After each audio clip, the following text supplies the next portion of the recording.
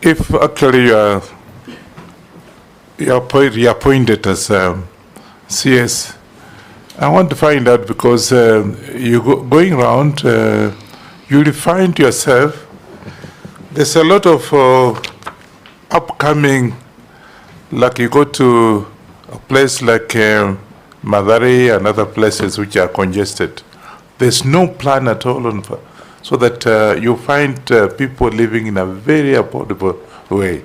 What plan do you have to be able to at least streamline some of these upcoming dwelling facilities that actually are causing problems?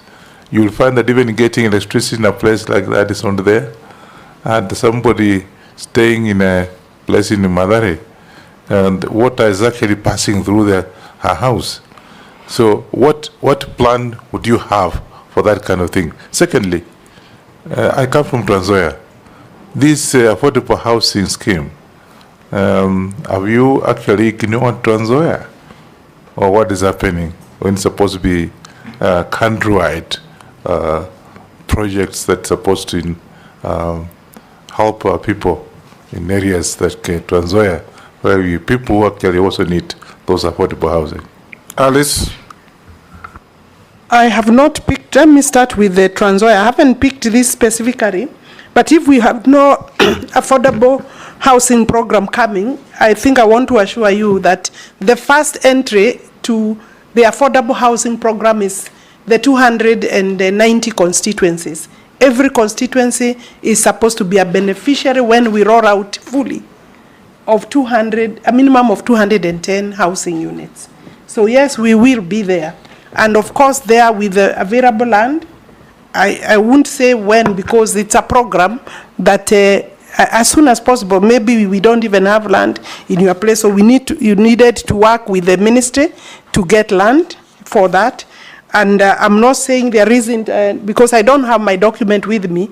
I believe in Trans Nzoia County, we already have some affordable housing programs coming up.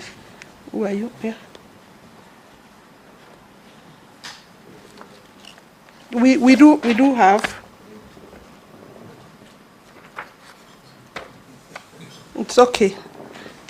We will be there, and I'm sure that it is every other wish of member to work with the ministry to ensure that they are there faster than maybe the event plan.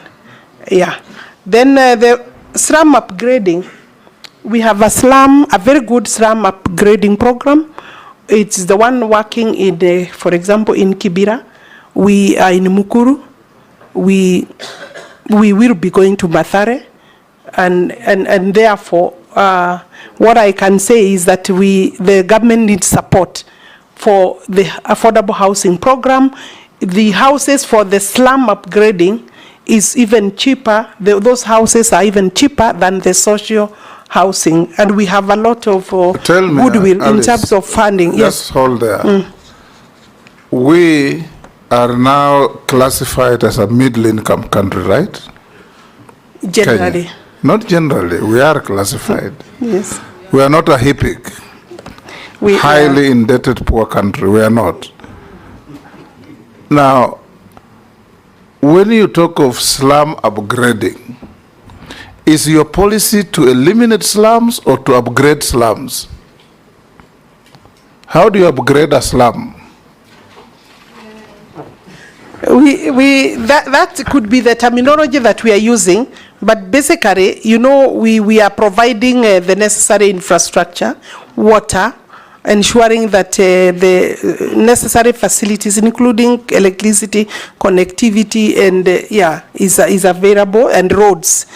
And the program is well funded by the UN, the European Union, World Bank, and also AFD. So I think that the question is, why are we talking of slum upgrading instead of slum eradication?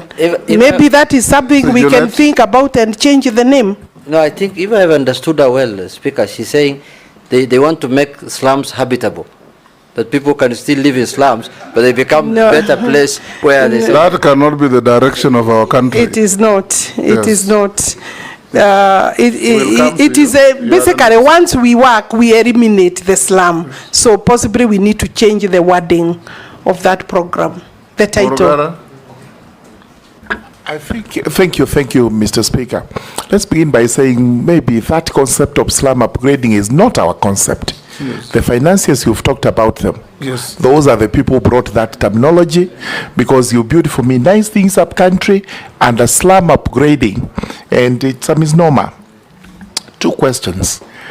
The first one is on housing levy. We are interested in this because we are told we have actually collected lots of money through those levies, and there was a report in the papers that the PS had actually invested the money on treasury bonds. That sounded a little bit odd, but you may need to confirm whether indeed we do have that surplus, and that is the route we are taking, while at the same time, His Excellency the President has taken another route of saying, instead of just affordable housing for people to buy, we will now put up hostels in institutions, which I think is a very good program that would go side by side with the affordable housing. On land, again, if you are confirmed, we have experienced the president going around the country and interacting with the people. They come up to him to say, we do not have title deeds and we need those title deeds. And he makes generous promises that in 2-3 months, I'll be back here to give you the titles that you need.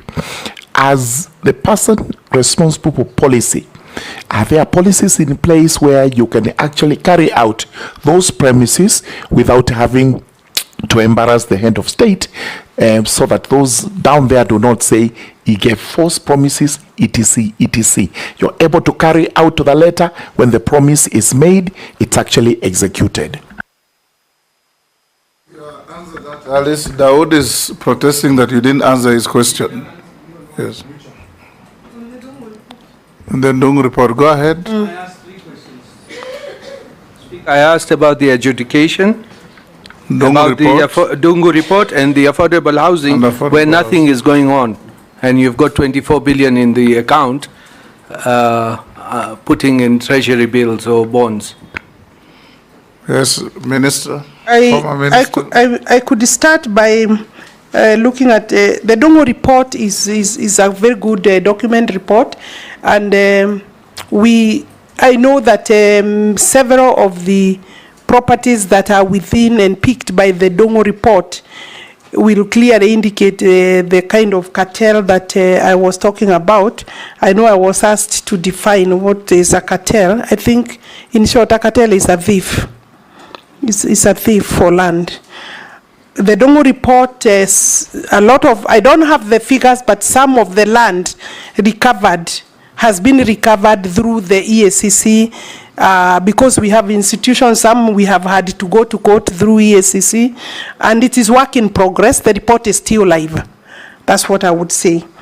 Affordable housing, everybody wants affordable housing, but there is also recognition that there has been a lot of disruption on this particular program, both by cases and therefore implementation, and that's why we had some money not able to implement immediately, because when you have also cases going on, you need first to understand where you are, and it is not that there is surplus. We have also already procured for all that money you are talking about. What happened, Honorable Speaker, is that the last financial year, 2023-2024, we had a balance that was not utilized because payments had not been done to the tune of about 38 billion shillings.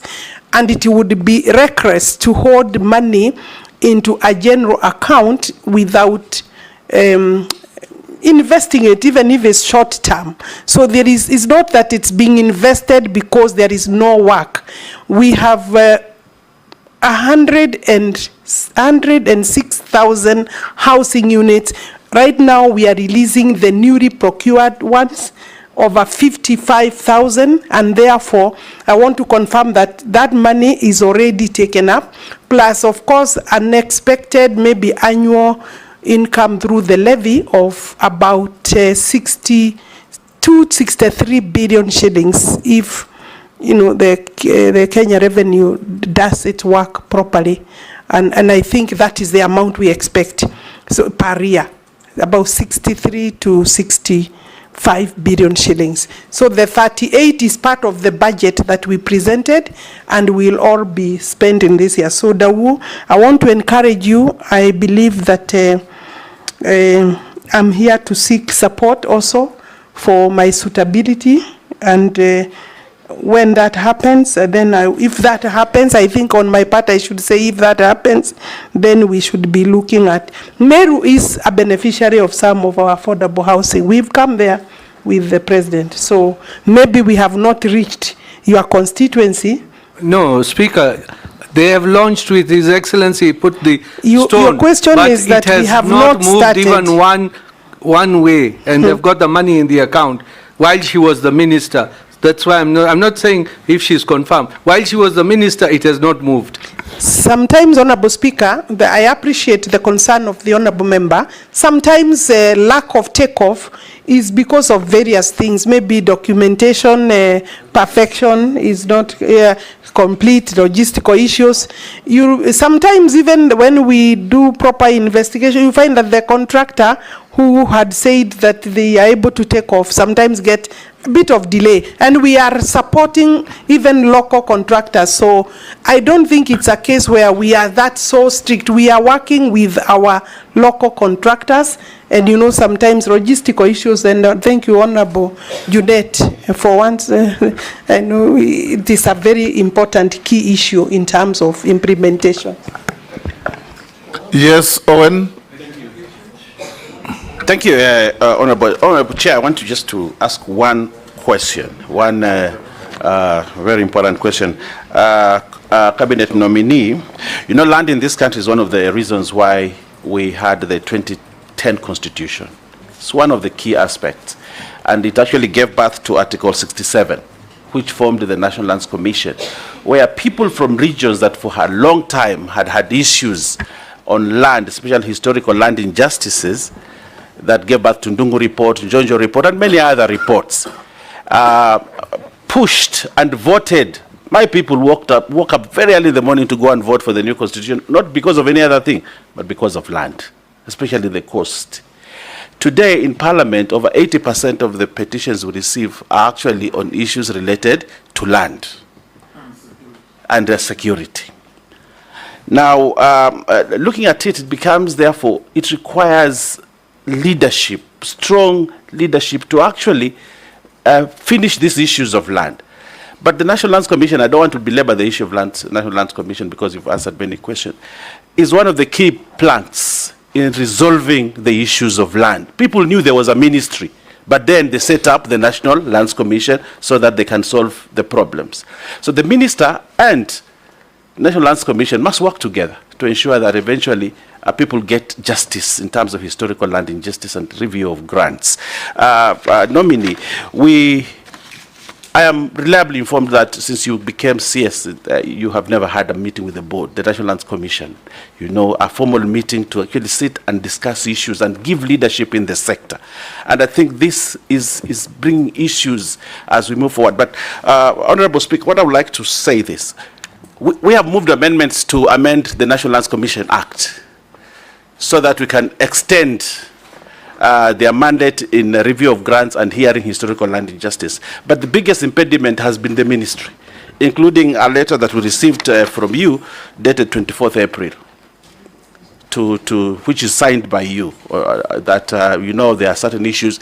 When the committee called you for the meeting to discuss these amendments, the committee said that the minister did not make an input. But when we passed the law in Parliament, when it was going now, we are supposed to send it first, and we respected your letter, and actually these were my amendments, and we held back. But the vibes I get, if I can use that word, the vibes I get is that probably the minister does not want National Lands Commission to exist. She wants absolute power to run whatever she wants, the show in the land sector. And they are Making a speech. Can I ask a question? So my question is, do you still believe that we should not review the law, especially section 14 and 15 of the National Lands Commission, to give them power to review grants and to hear historical injustice? I mean, do you still believe we should not review that and deny the National Lands Commission the power, or you have changed your mind about it? In those many words, he's asking, are you hostile to the National Land Commission? And have you ever met them since you became minister? Maybe I will Formally. repeat Yes. first that I don't know where your information is coming from, honorable member, but I said that I enjoy cordial relationship with Otachi Garrison, the chairman, and his commission. That is one. We have not had any conflict, either by exchange of letter or by verbal exchange. So the source you have could be a very biased or an incorrect source. I am working with them. Remember, they are also an independent commission, and their mandate, they must also not encroach on the mandate of the executive, because their mandate is very clear in the constitution, and I have no personal interest or ministerial interest or executive interest to encroach on their mandate. But they must also remember there is also the clear mandate they have and we have. I have met them, Honorable Chair, in various meetings, formal meetings. I have met the board, and when the chair also confirmed that the board is coming, some of the members did not come, and I don't want to go into that, because the commission, I think you need to summon the commission yourself as parliament. The commission has its own challenges. I think it's right now maybe a bit You say you have no problem with them, then continue to list their problems. Not myself, person, their own challenges, not between me and them, Honorable Chair. Okay, it's between That's what them. I'm saying. Okay. Maybe the reason they are not working is the challenge between, but not between me. They have handed over during a formal meeting the national land policy, because as their mandate, they recommend to the ministry the national land policy. We have had a whole morning meeting, the entire board led by their chairman. So, and the chairman also paid a courtesy call. We have had other mini meetings for various things with the chair and any other commission that has an issue to deal with at the ministry level. So, I'm okay. You Speaker. Microphone. Amendment of section I 14 think and my 15. take would be the take of everybody else. I mean, I work for the country. If those provisions, that particular maybe amendment you are talking about, if it is subjected to public participation and debate and other stakeholders and it goes through, then I wouldn't be the one who would hold it. But I don't want to sit here and say that it's okay, because it may not be okay for many other stakeholders. Thank you, Mr. Speaker.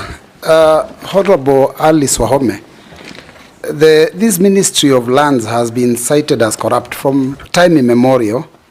And the issue of, even when you watch news, many times you find people have been, kicked out of their houses because of the issue of fake titles, which you've addressed very well, I must say. Because you've said you have a way of dealing with the fraudsters. Even if they have to go to court, let them go to court. But my question is, what action do you propose to take if you are approved on the staff of the ministry that are clearly in many instances involved in the same fraud? Because you've given us a direction on what you do with the fraudsters outside, but what about the staff? Because those ones are your staff. And secondly, when Kenya Kwanza came into office, there was the promise that the issue of evictions and demolitions of people's homes would be a thing of the past. You saw over 10,000 people kicked out of their homes in Mavoko, and that still continues to happen. In fact, recently, I think some people are kicked out of some estates within the city of Nairobi, and compensation given was definitely not enough, and part of it never even got to the registered owners. How do you Has the policy changed? And if so, what do you want to tell those Kenyans that have such issues and are concerned? Let's take, we're going this way? No, we're coming that way. Amisi? Speaker, for starting where I am. Speaker, I've been quietly listening to these proceedings. I may not be a happy person because I expected, we vetted the nominee before us 2 years or so ago, and she has served in various portfolios. I expected a progress report, sort of success stories from where we posted her. But I can just see a lot of verbosity on this and this land issue. This land issue, Speaker, it affects even the public offices. If you look at the audit report of parastatus and the government agencies, 90% of the audit is just on land, either ownership, one entity taking another one to court, one parastato, and it consumes a humongous amount of money between legal fees and accounting fees and surveying fees. So it is an area that you do not just talk about it in the passing. So I wanted to hear from the nominee. Yes, she has served there, she's going there back. I don't have your progress report so far, but the issue of parastatals and the government. You say she's going back before we decide? Yes, if she's approved. Yes. The issue of parastatals and the government agencies taking each other to court on land issues. Is there a policy statement that you can solve it once and for all so that we save this country a lot of money that is being used between lawyers and the legal firms in all the parastatals, virtually all of them, and the perennial historical land injustices. I come from Kitale, and I think you've been there. You've tried to come across the land issue of the Kitale prisons, and it is across the country. We are perennially in constant problems with our constituents and the grabbers and landowners and the government entities perennially. Can it stop once for all? Can we have a progress report from your ministry going forward? Answer the question by Robert and Amisi. From Robert, what am I doing with my staff? What have I done with the staff that I have said that sometimes they are part and parcel of the cartels? Since I got into the ministry, we have had 4 arrested officers and charged in court. They are